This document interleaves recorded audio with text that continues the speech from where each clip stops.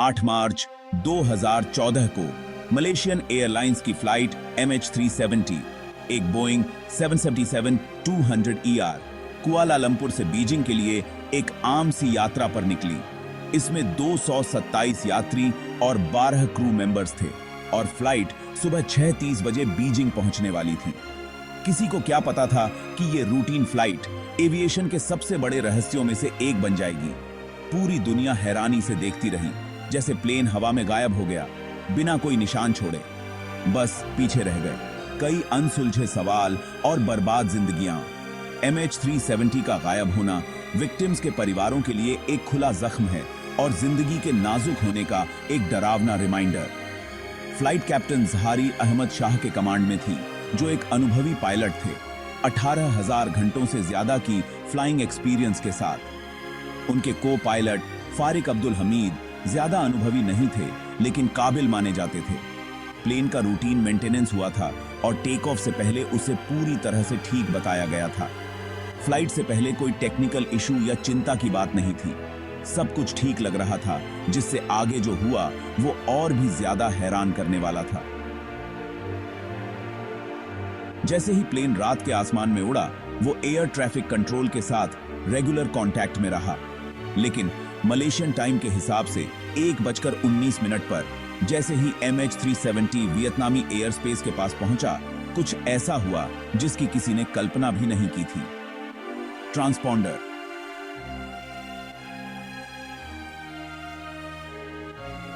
जो प्लेन की पहचान और लोकेशन बताता है, अचानक से ट्रांसमिट करना बंद कर दिया।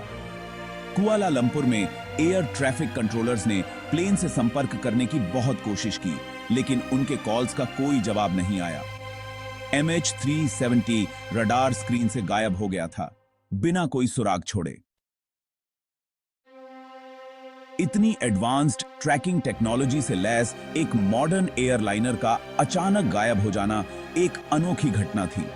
इससे एक बहुत बड़ा इंटरनेशनल सर्च ऑपरेशन शुरू हुआ, जिसमें कई देश शामिल थे और एडवांस्ड टेक्नोलॉजी का इस्तेमाल किया गया।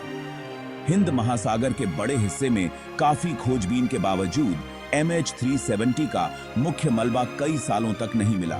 ये सर्च ऑपरेशन मुश्किल हालात में इंसानी लगन और दृढ़ता का प्रमाण बन गया। कैप्टन ज़हारी अहमद शाह एक 30 साल अनुभवी पायलट MH370 के कमांड में थे। अपनी सावधानी और एक्सपर्टीज के लिए जाने जाने वाले उनका रिकॉर्ड बेदाग था। उनके को पायलट फारिक अब्दुल हमीद बोइंग 777 पर ट्रेनिंग ले रहे थे। कैप्टन ज़हारी से कम अनुभवी होने के बावजूद उन्हें एक होनहार यंग पायलट माना जाता था। दोनों पायलट्स ने जरूरी मेडिकल और साइकोलॉजिकल टेस्ट पास कर लिए थे और उन्हें उड़ान भरने के लिए फिट बताया गया था। बोइंग 777-200ER एक जाना माना और भरोसेमंद प्लेन अच्छी हालत में था। मेंटेनेंस रिकॉर्ड में फ्लाइट से पहले कोई बड़ा इशू या चिंता की बात नहीं दिखाई दी। प्लेन का रेगुलर इंस्पेक्शन हुआ था और वो सभी सेफ्टी स्टैंडर्ड्स पर खरा उतरा था। इसकी मेंटेनेंस हिस्ट्री में ऐसी कोई समस्या नहीं थी जो इसके गायब होने की वजह बन सकती हो। क्रू में अनुभवी केबिन क्रू मेंबर्स शामिल थे, जो सभी तरह की फ्लाइट सिचुएशंस को हैंडल करने के लिए ट्रेंड थे। उनकी प्रोफेशनलिज्म और लगन उन पैसेंजर्स के बयानों में साफ दिखाई देती थी जो पहले उनके साथ उड़ान भर चुके थे। केबिन क्रू पैसेंजर्स की सुरक्षा और आराम के लिए जिम्मेदार था और एयरलाइन में उनकी अच्छी रेपुटेशन थी। MH370 में कई देशों के यात्री सवार थे, जिनमें चीनी, मलेशियाई, ऑस्ट्रेलियाई और दूसरे देशों के लोग शामिल थे। वो अलग अलग वजहों से ट्रैवल कर रहे थे, कोई बिजनेस के लिए, कोई घूमने के लिए या परिवार से मिलने के लिए। उनमें से कुछ अनुभवी यात्री थे तो कुछ पहली बार फ्लाइट में सफर कर रहे थे।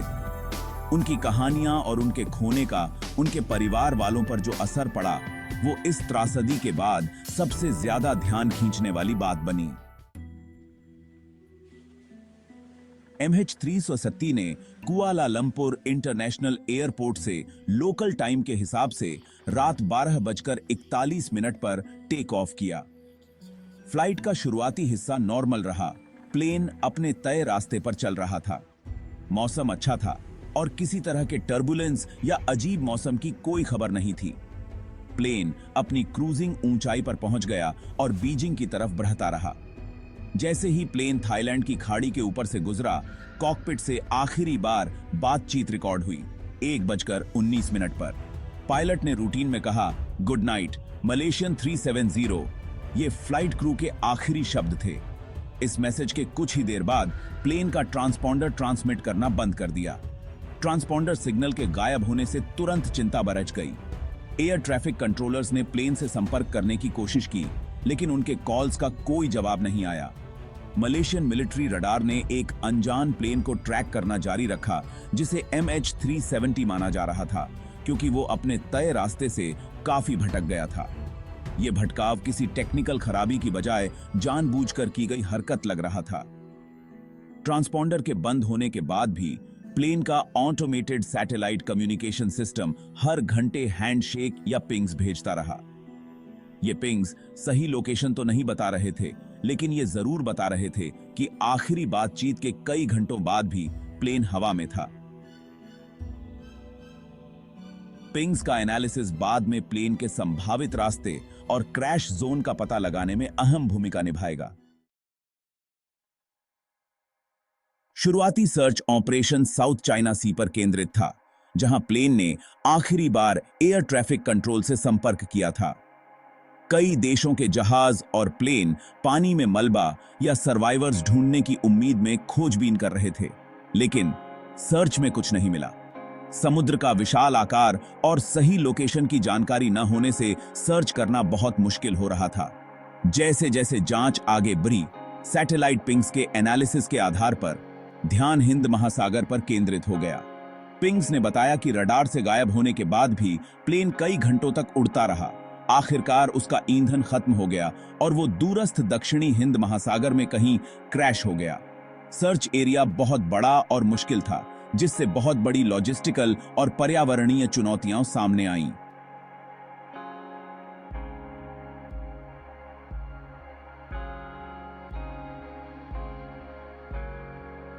ऑपरेशन एविएशन हिस्ट्री का सबसे बड़ा और कॉम्प्लेक्स सर्च ऑपरेशन बन गया।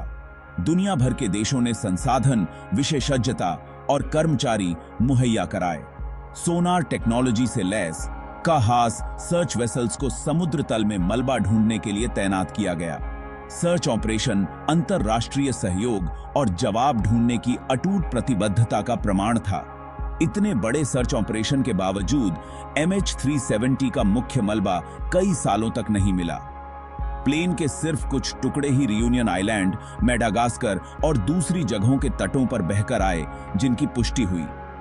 इन टुकड़ों ने कुछ सुराग दिए, लेकिन मलबे की सही लोकेशन का पता लगाने के लिए ये काफी नहीं थे।